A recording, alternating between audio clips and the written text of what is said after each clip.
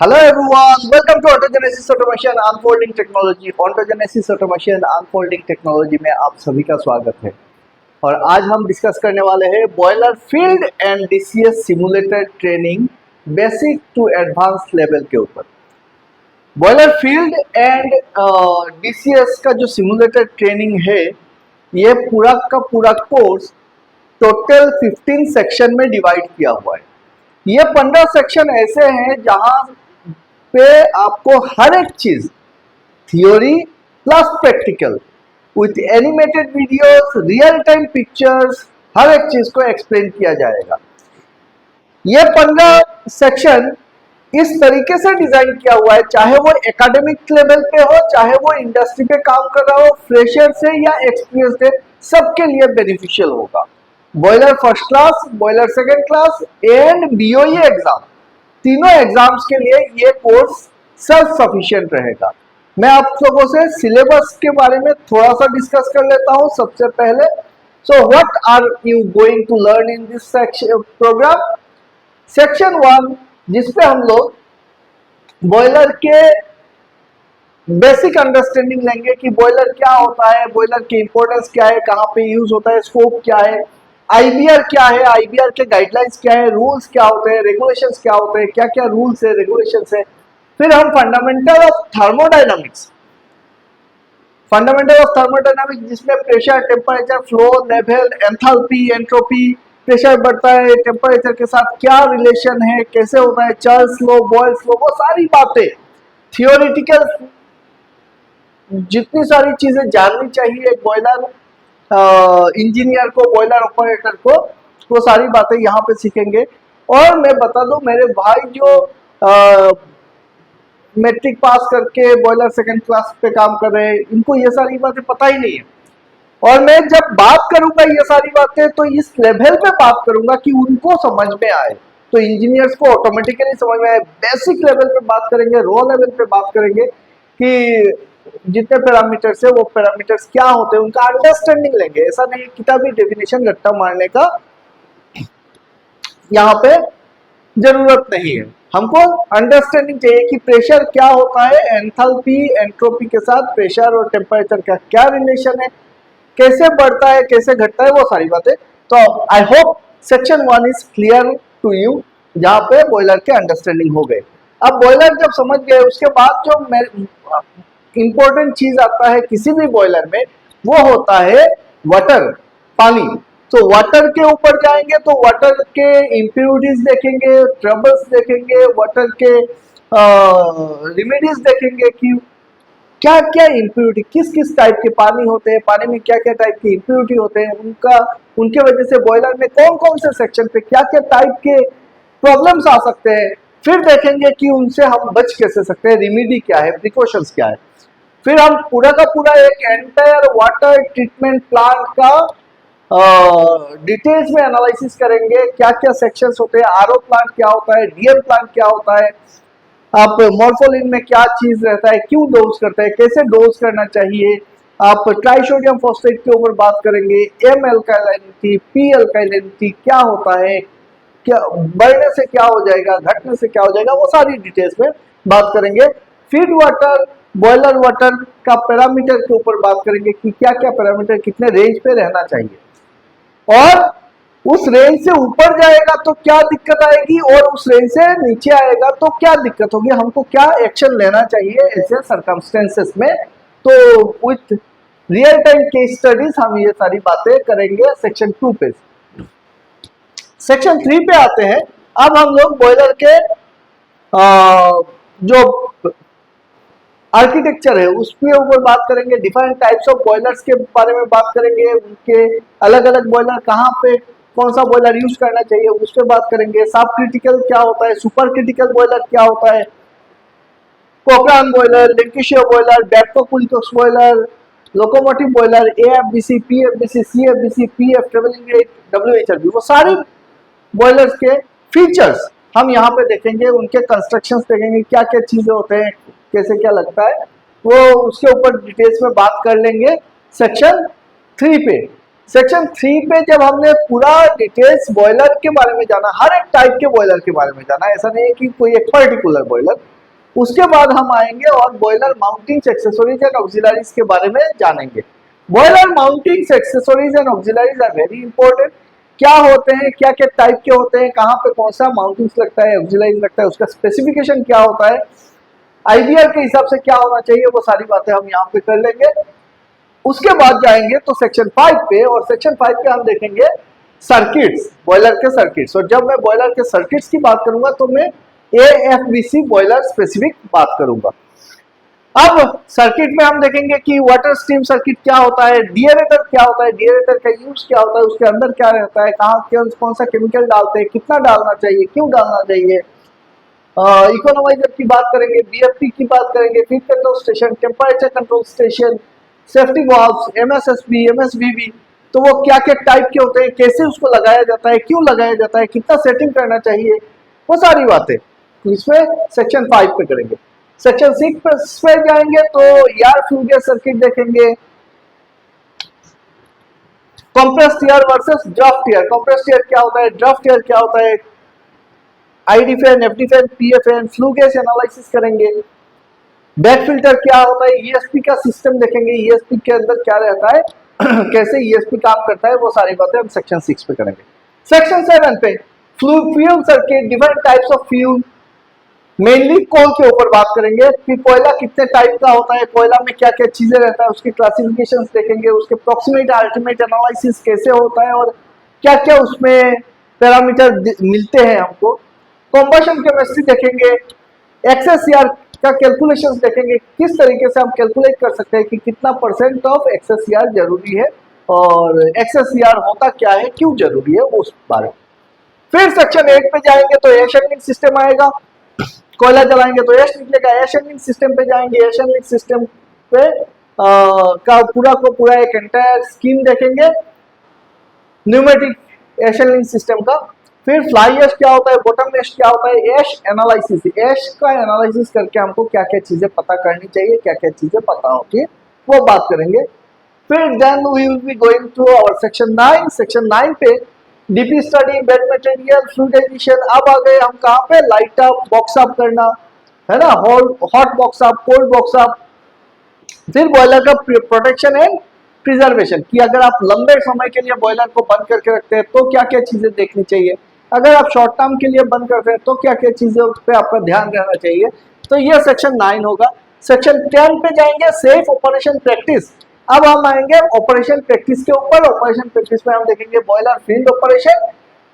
Section 10 पे boiler के field पे क्या क्या काम होता है और कैसे फील्ड को देखा जाता है, आप एक इक्विपमेंट है उस पे क्या क्या चीजें देखेंगे, फीड पंप है तो उसमें क्या क्या लाइन होते हैं, कितना प्रेशर रहना चाहिए, कितना टेम्परेचर रहना चाहिए, और फील्ड ऑपरेटर का रेस्पॉन्सिबिलिटी क्या है, वो क्या क्या काम करना चाहिए उसको, वो सारी बातें हम करेंगे with SOP, safe operation practice के साथ।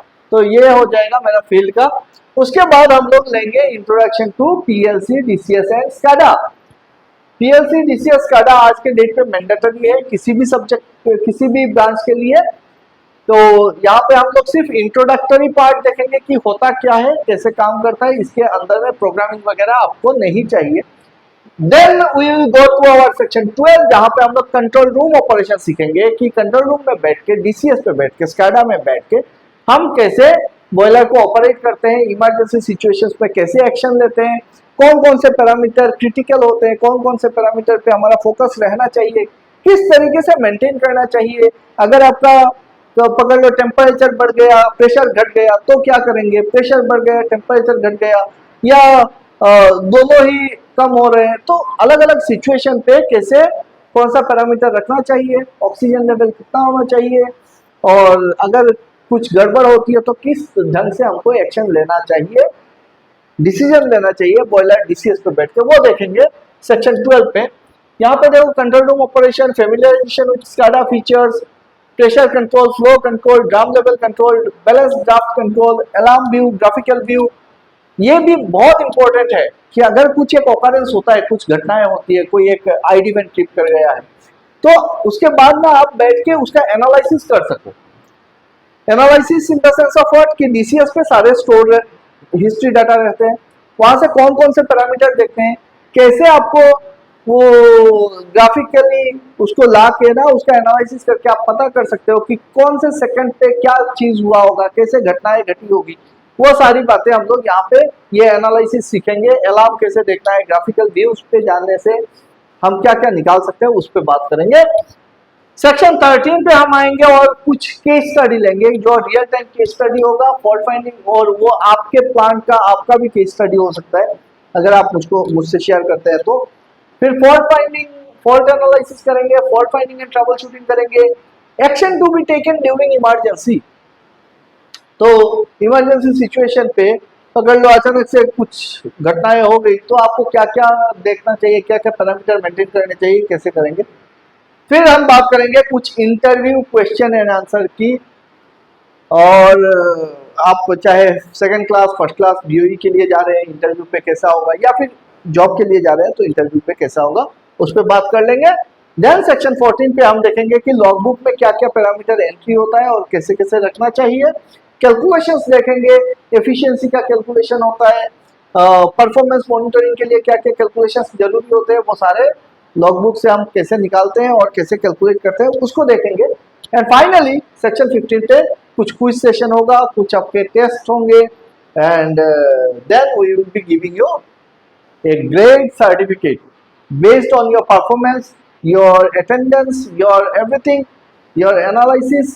आपको असाइनमेंट दिया जाएगा, उसको उसके ऊपर बेस करके टेस्ट के ऊपर, ऑनलाइन टेस्ट होगा, उसके ऊपर बेस करके आपको सर्टिफिकेट मिलेगा, grade A, grade B, grade C, तो सारी चीजें आपके सर्टिफिकेट पे मेंशन भी होंगे।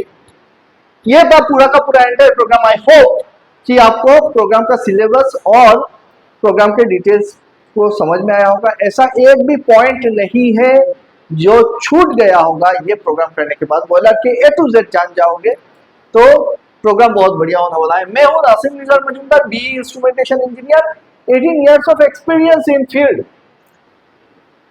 पावर प्लांट में बॉयलर, कई सारे बॉयलर्स चलाए हैं, ऑटोमेशन किया है, इंस्ट्रूमेंटेशन देखा है, प्लांट को चलाया है, और एजुकेशन सिस्टम पे मैं ट्रेनिंग दे रहा हूं आज पिछले 10 इयर्स से। ये सारे मॉड्यूल्स जो मैंने बताए हैं बहुत सोच समझ के विद पर्सनल एक्सपीरियंस डिजाइन किया हुआ है, फील्ड को देखते हुए। ऐसा नहीं कि सिर्फ थियोरिटिकल किताब से उठा के।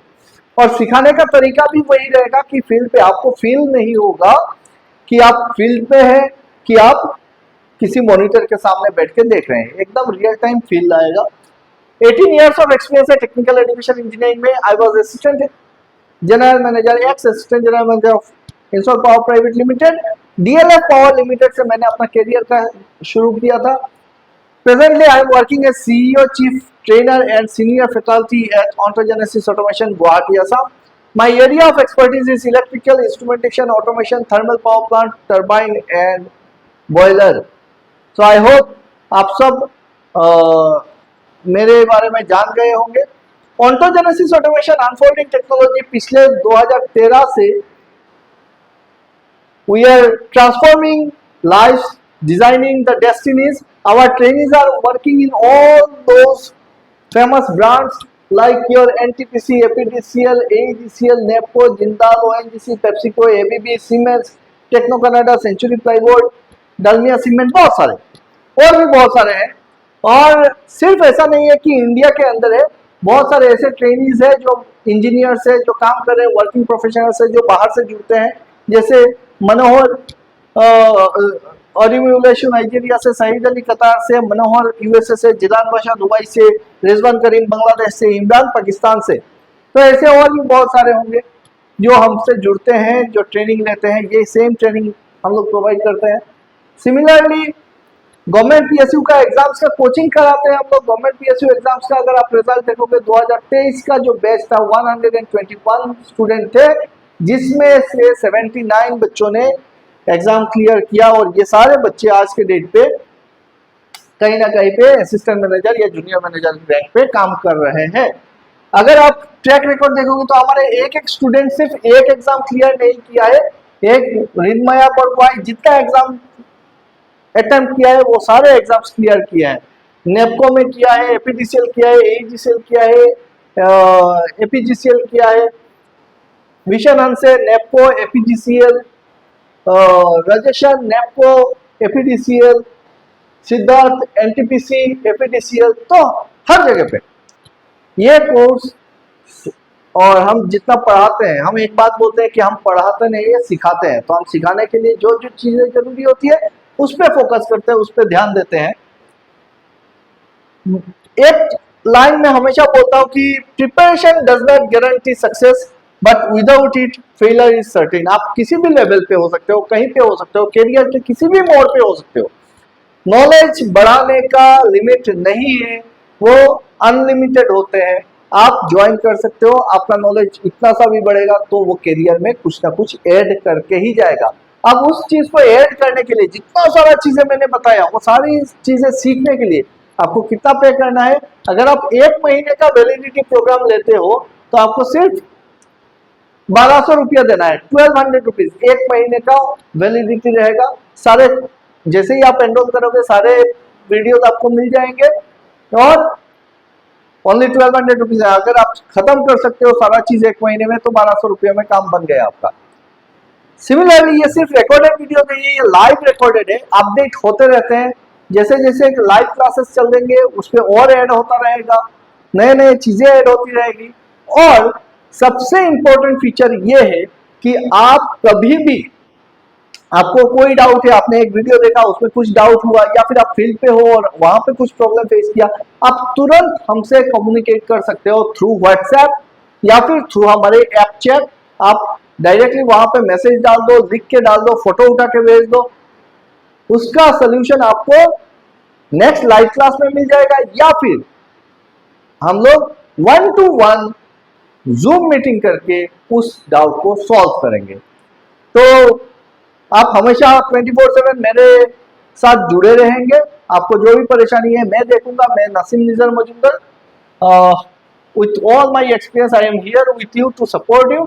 अगर आप 4 महीने का वैलिड, क्योंकि ये इतना बड़ा प्रोग्राम है ना, थियोरी भी सीखना है, प्रैक्टिकल सीखना है, तो 1 महीने में तो खत्म करना नामुमकिन है, नामुमकिन है। मैं बता रहा हूँ, इतना वीडियोस आएगा, इतना सारे लेक्चर्स आएंगे और लाइव लेक्चर्स कंटिन्यू होता रहेगा। तो 1 महीने में पूरा का पूरा खत्म नहीं कर पाओगे, लेकिन बहुत सारा चीज सीख सकते हो ओनली इन 1200 रुपीज। अगर आप एक एक महीना करके आगे बढ़ाना चाहते हो तब भी कर सकते हो, बट उसमें आपका पैसा ज्यादा जाएगा। यहाँ पे हमने एक ऑफर दिया है, 4 महीने का अगर वैलिडिटी लेते हैं आप तो आपको सिर्फ कितना पे करना है, 2500 रुपीज पे करने हैं। सेम कोर्स है, सेम चीजें रहेगी, सिर्फ वैलिडिटी एक्सटेंड होगा 4 महीने के लिए 2500 रुपीज पे। आप जब कोर्स लिंक पे जाओगे वहां पे मल्टीपल वैलिडिटी का ऑप्शन है, आप सिलेक्ट कर सकते हो।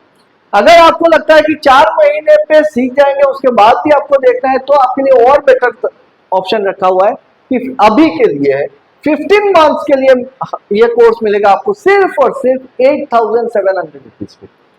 8000 रुपये में आपको पूरा का पूरा 15 महीने के लिए एंटायर कोर्स विद वैलिडिटी मिल जाएगा। Am I clear? और सिर्फ ये बॉयलर का कोर्स नहीं है, ये हमारे पास देखो पीएलसी HMI है, DCS SCADA है, कंट्रोल एंड इंस्ट्रूमेंटेशन है, इंडस्ट्रियल इलेक्ट्रिकल मेंटेनेंस है, बॉयलर है, टरबाइन का कोर्स है। सबका फीस एक ही है, 1 महीने के लिए 1200 रुपीज, 4 महीने के लिए 2500 रुपीज एंड 15 मंथ्स के लिए 8700 रुपीज है ओनली। और अगर आपको चाहिए कि नहीं सर मेरे को बॉयलर भी सीखना है, टरबाइन भी सीखना है, कंट्रोल एंड इंस्ट्रूमेंटेशन, पीएलसी सारा चीज सीखना है, एक कॉम्बो बना दीजिए, तो आपको पे करना है ओनली 15,000 रुपीज, 15,000 रुपया फॉर 15 मंथ्स वैलिडिटी। सारे कोर्सेस ओपन हो जाएंगे, सारी चीजें आपको मिल जाएगी सीखने के लिए। Am I clear? Government PSU coaching जैसे आरआरबी जेई या फिर एनटीपीसी का एग्जाम है, एपीडीसीएल का एग्जाम है, उसके लिए electrical assistant manager BTech, electrical diploma या फिर मैकेनिकल जूनियर इंजीनियर लेवल पे हमारा कोचिंग चलता है। उसका फीस भी आपके सामने है, 6000 है, 10,000 है, 15,000 है। वैलिडिटी रहता है 6 मंथ्स, 12 मंथ्स एंड 24 मंथ्स। तो आप हमको फॉलो कर सकते हैं ऑन्टोजेनेसिस ऑटोमेशन यूट्यूब पे, बहुत सारे ऑलरेडी फ्री लेक्चर्स वहां पे मिल जाएंगे। ऑन्टोजेनेसिस आप फॉलो कर सकते हो इंस्टाग्राम पे, फेसबुक पे, या फिर टेलीग्राम चैनल को ज्वाइन कर लेना। उसमें जॉब अपडेट्स और हमारे कोर्स के बारे में डिटेल्स में हम बात करते रहते हैं, जॉब्स के बारे में भी बात करते हैं। So I hope everything is clear now. Your questions might be कि how to join my course। तो ज्वाइन करने के लिए आपको डाउनलोड करना पड़ेगा हमारा एप्लीकेशन ऑन्टोजेनेसिस, ONTOGENESYS ऑन्टोजेनेसिस, या उसको ज्वाइन कर लो, या फिर आप डायरेक्टली हमारे वेबसाइट पे ontogenesis.com पे जाके सेट योर गोल करके कर सकते हो। कोर्स में जाने से ना यहाँ पे सेट योर गोल या फिर कोर्सेज बोल के एक टैब मिलेगा, वहां पे जाने से आपको बॉयलर का, HMI का, सबका कोर्सेज दिखेगा। कोई भी कंफ्यूजन होता है आप तुरंत मुझसे बात कर सकते हो या फिर मुझको व्हाट्सएप कर सकते हो 9435903266 नंबर पे, या फिर कोऑर्डिनेटर मैडम से बात कर सकते हो 8822452060 पे।